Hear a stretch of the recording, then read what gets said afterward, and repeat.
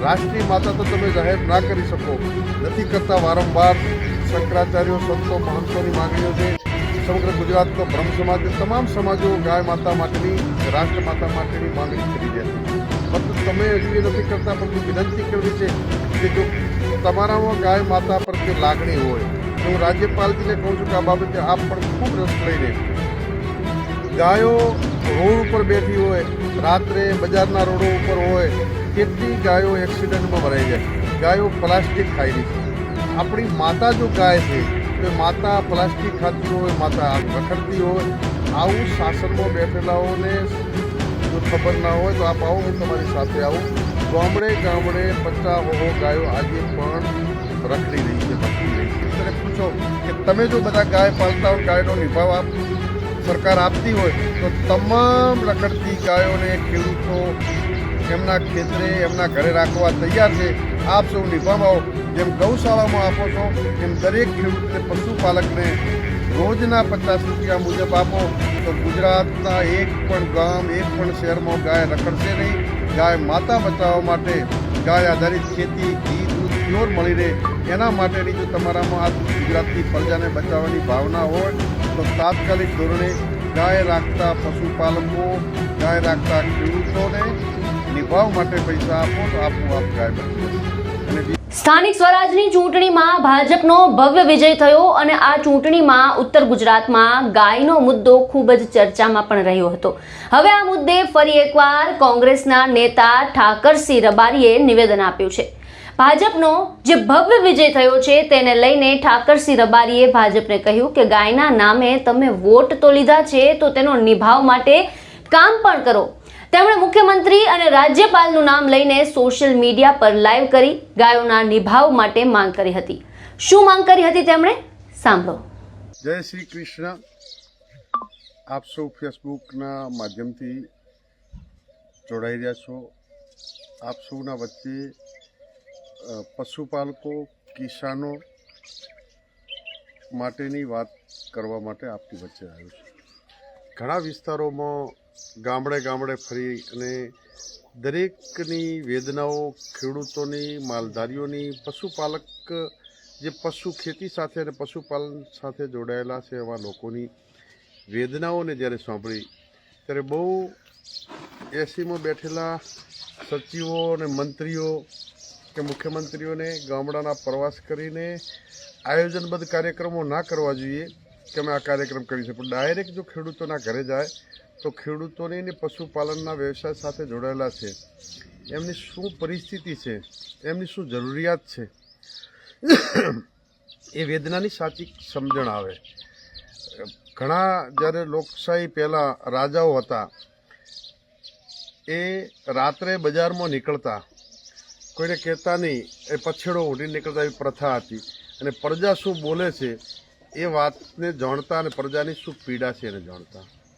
त्यारे गुजरातना तमाम पशुपालन साथे जोड़ायेला अने मालधारीनो व्यवसाय करता लोकोनी वेदनाओने गामडे गामडे खेतरे खेतरे ढाणी ढाणी फरीने जोई त्यारे एम लाग्युं कि सरकार गौशालाओ माटे सब्सिडी आपे छे। गौशालाओ खूब घणी अमारी बाबरनी होय पथमेड़ा गौशाला होय घणी बधी गौशालाओ छे। एक जरा नाम लेवा जाऊं तो घणी बधी छे जे खूब सुंदर सेवाओ करे छे। परंतु घणी जग्याए गौशालाओमां पण क्यांक क्यांक वहीवटी खामीओ थतुं होय। जो गाय बचावी होय आ कॉकरेज देशी वंश गाय छे ए गायने बचावी होय हूँ तो अभिनंदन आपું आ राज्यना राज्यपालने कि राज्यपालजी गाय आधारित खेती माटे ऑर्गेनिक माटे सतत भार आपी रह्या छे। त्यारे राज्यपाल आ राज्यना मुख्यमंत्री गुजरातनी केबिनेट में बैठेला पशुपालन मंत्री तमाम ने विनंती कि आप तमारी साथे आवो। गामडाओना पशुपालन साथे जोड़ायेला लोको सुविधा छे। आप सौ विनंती करवा मांगू छुं राज्य सरकार ने राज्यपालजी ने कि धरातल उपरनी परिस्थिति ने आप जाणो। गायोनी सेवाओ करे छे एमां कोई ना नथी बहु सरस करे छे क्यांक 5-10% खामीओ रहेती छे आवती छे परंतु जो गाय ज बचावी होय तो तमे गौशालाने पैसा आपो।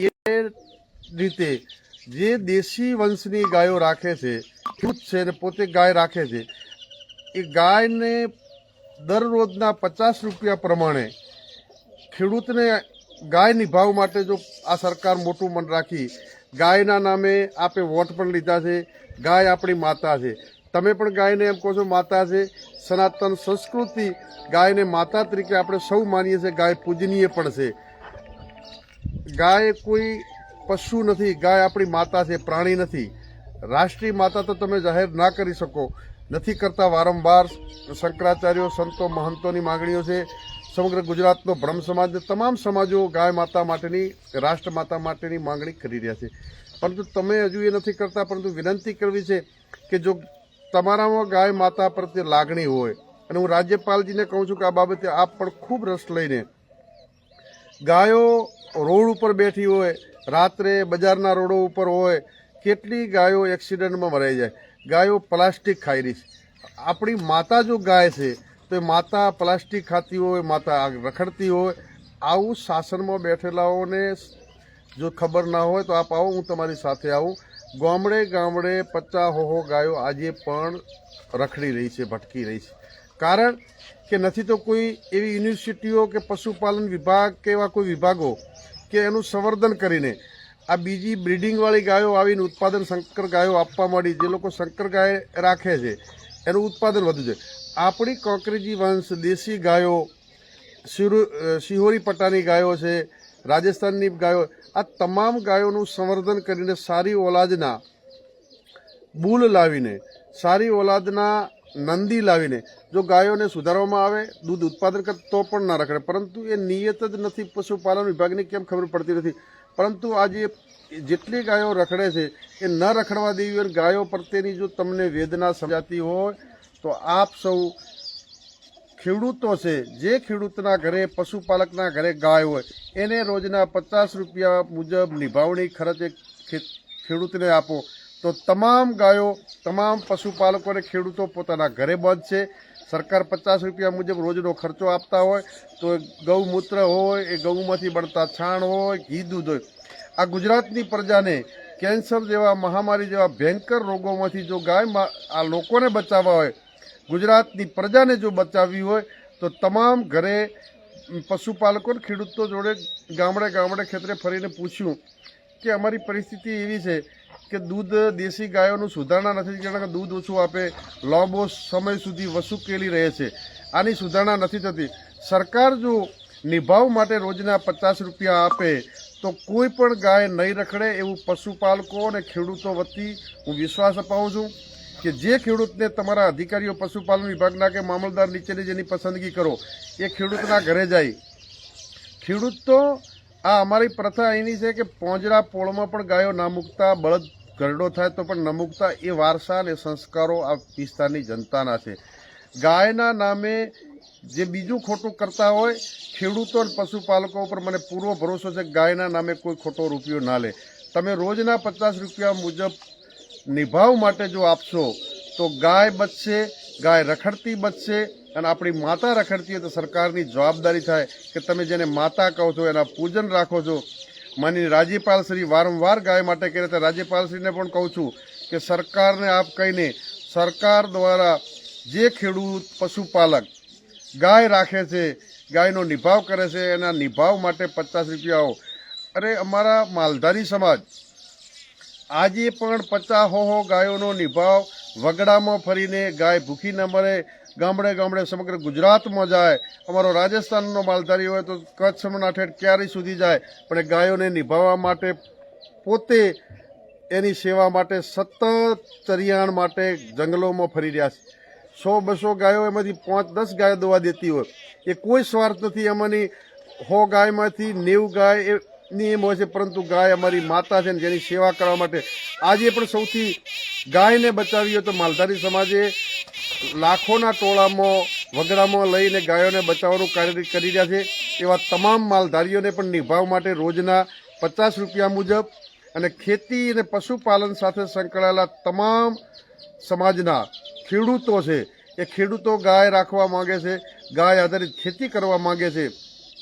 પશુપાલનની સાથે સાથે ગાયની ખેતીના આધારે એના દૂધ, ઘી આજથી આ ગુજરાતની પ્રજા જે કેન્સર જેવા તમામ રોગોથી જે પીડાઈ રહી છે, હું ચેલેન્જથી કહું છું કે જો ખેડૂતોને અને પશુપાલકોને ગાયના નિભાવ માટે રોજનો ખર્ચો સરકાર આપે તો આ ગુજરાત સમૃદ્ધ બની જાય. જે હોસ્પિટલોમાં લોકો બીમારીઓનો ભોગ બની રહ્યા છે, એ બીમારી મુક્ત રાજ્ય જો બનાવવું હોય, ખાતર મુક્ત બનાવવું હોય, તો જેના ઘરે ગાય હશે એ ખાતરથી ખેતી થશે, ગાય આધારિત ખેતી બનશે.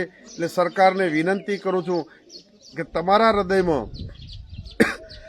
જરા પણ ગાય માતા માટે ભાવ હોય તો આવો આપણે કમિટી બનાવો ને કમિટી બનાવીને ગામડા ગામડા ખોદીએ, પશુપાલકોને ખેડૂતોને પૂછો કે તમે જો બધા ગાય પાલતા હોય, ગાયનો નિભાવ સરકાર આપતી હોય તો તમામ રખડતી ગાયોને ખેડૂતો એમના ખેતરે એમના ઘરે રાખવા તૈયાર છે. આપ સૌ નિભાવો. જેમ ગૌશાળામાં આપો છો એમ દરેક ખેડૂતને પશુપાલકને રોજના 50 રૂપિયા મુજબ આપો તો ગુજરાતના એક પણ ગામ, એક પણ શહેરમાં ગાય રખડશે નહીં. ગાય માતા બચાવવા માટે, ગાય આધારિત ખેતી, ઘી, દૂધ પ્યોર મળી રહે એના માટેની જો તમારામાં આ ગુજરાતની પ્રજાને બચાવવાની ભાવના હોય તો તાત્કાલિક ધોરણે ગાય રાખતા પશુપાલકો, ગાય રાખતા ખેડૂતોને નિભાવ માટે પૈસા આપો તો આપોઆપ ગાય બચી જશે.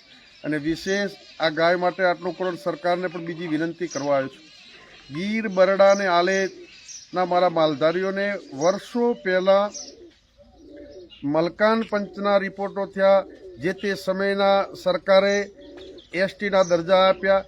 જંગલ વિસ્તારમાં રહેતા જ્યાં 6 વાગ્યા પછી બેન દીકરી બહાર ન નીકળે, સિંહ, વાઘ, ચિત્તા જેવા પ્રાણીઓને જંગલોમાં અલગ અલગ નેહડામાં ચારણ, માલધારી, રબારી, ચારણ, ભરવાડ આ સમાજો રહે છે અને એમના વર્ષો પહેલાં અધિકારો આપેલા છે. એને રાષ્ટ્રપતિ દ્વારા નિયુક્ત કરેલા છે. ગુજરાતના એ સમયના તત્કાલીન મુખ્યમંત્રી શ્રી નરેન્દ્ર મોદીજી એ પણ એ વિસ્તારમાં ગીર, બરડા, આલેચમાં કાર્ડોની વેચણી કરી હતી. એના પછી તત્કાલીન મુખ્યમંત્રી એ સમયના વિજય રૂપાણીજીએ પણ ઘણા બધા આ કાર્ડોની એસટીના ગીર, બરડા, આલેચમાં વેચણી કરી હતી.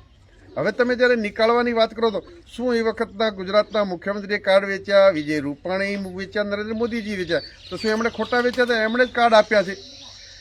આ રાષ્ટ્રપતિ દ્વારા ગીર, બરડા, આલેચના માલધારીઓને લેવામાં આવેલા છે. એમની સાથે કોઈ પણ છેડછાડ કરો તો સમગ્ર ગુજરાતનો માલધારી સમાજ સરકારની સામે આજે વિનંતી કર્યો છે. હું તો એ ગીર, બરડા, આલેચના 6 મઢના ભુવા આતાઓને વિનંતી કરું છું કે આપ સૌ સમાજ માટે લાગણી રાખો છો, પણ સમાજનું અસ્તિત્વ મટવા આવી રહ્યું છે. તમે સૌ સમાજથી ઉજળા છો. જો સમાજનું અસ્તિત્વ ઉપર ઘા થઈ રહ્યો છે, સરકાર કાઢવાના તૈયારીઓ કરી રહી છે, ત્યારે ભુવા આતાઓ તમે નહીં બોલો તો આ પાપના ભાગીદાર સમાજના તમામ આગેવાનો, એ ભુવા આતાઓ હોય, સંતો મહંતો હોય કે ભાજપ કોંગ્રેસમાં બેઠેલા માલધારી સમાજના આગેવાનો હોય, એ તમામને ઇતિહાસ માફ નહીં કરે કે જ્યારે માલધારી સમાજના ઇતિહાસને મિટાવવાનું, એસટીના અધિકારો છીનવાનું કાર્ય થઈ રહ્યું હતું, ત્યારે આપણે ચૂપ બેસશું ને તો જેમ દ્રૌપદીના ચીરહરણ થતા હતા અને ત્યારે જે ચૂપ બેઠા હતા એનું પરિણામ ભીષ્મ પિતામહને પણ ભોગવવું પડ્યું હતું, બાણસયા ઉપર સોઈ રહેવું પડ્યું હતું. આજે સમાજના આ એસટીના હક્કો ચોરી અને સમાજનું ચીરહરણ થઈ રહ્યું છે. અને જો આપણે આગેવાન તરીકે, ભુવાજીઓ તરીકે નહીં બોલીએ, જે તમામ ભુવા આતાઓને વિનંતી કરું છું કે આપ નહીં બોલો તો આ સમાજની આવનારી પેઢી આપણને માફ નહીં કરે. આવો સૌ આપણે સૌ લડીએ.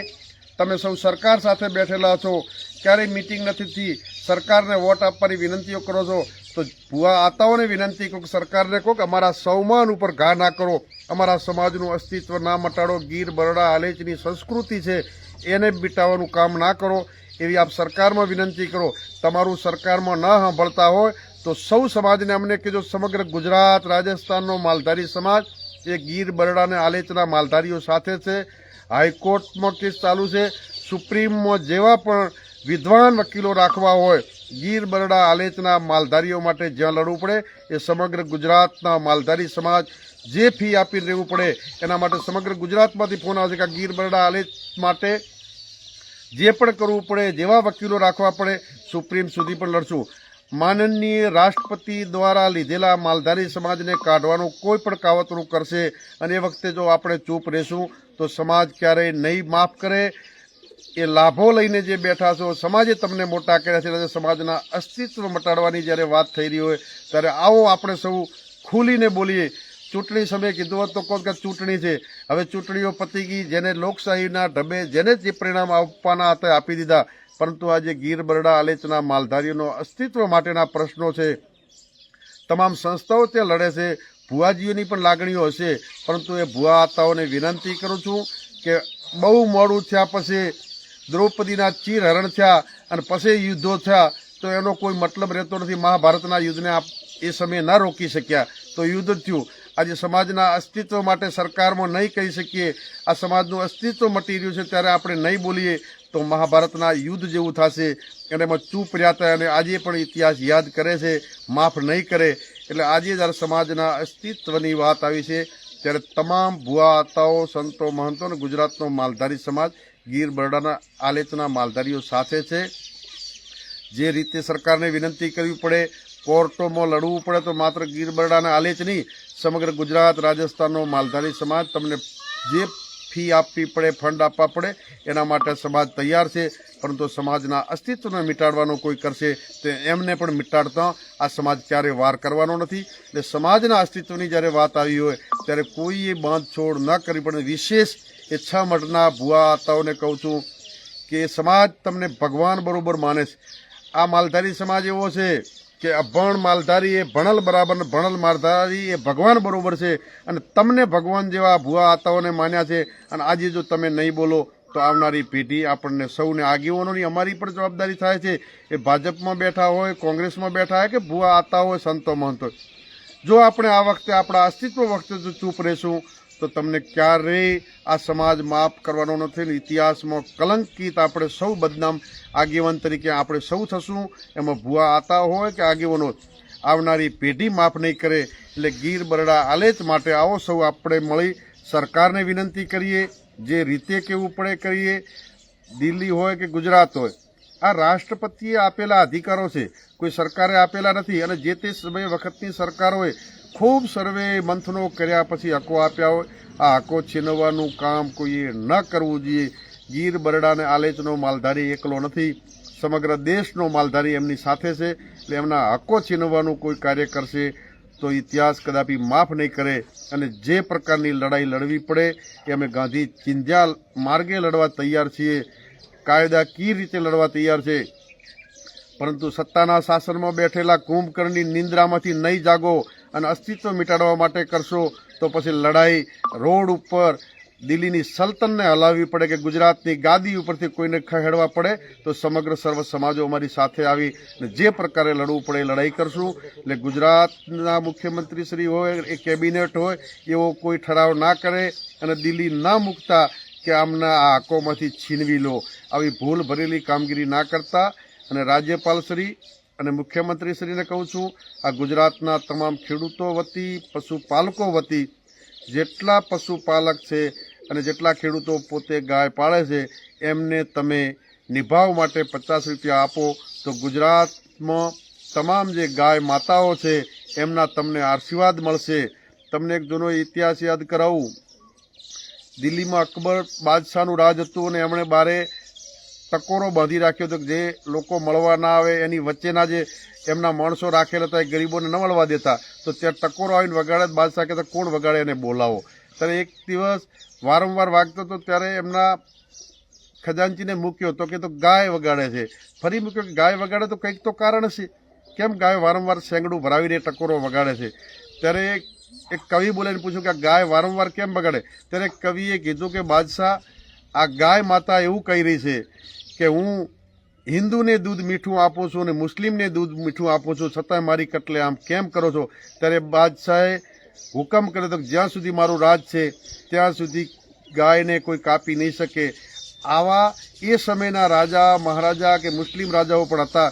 તો તમે તો જ્યારે સનાતન હિન્દુ સરકારની વાત કરતા હો, તમારા રાજ્યમાં જો ગાયો કપાતી હોય, નવા કતલખાનાને અમદાવાદમાં મંજૂરી આપતા હો, ત્યારે આ ગાયની ઓતરડી તમને ક્યારેય માફ નહીં કરે.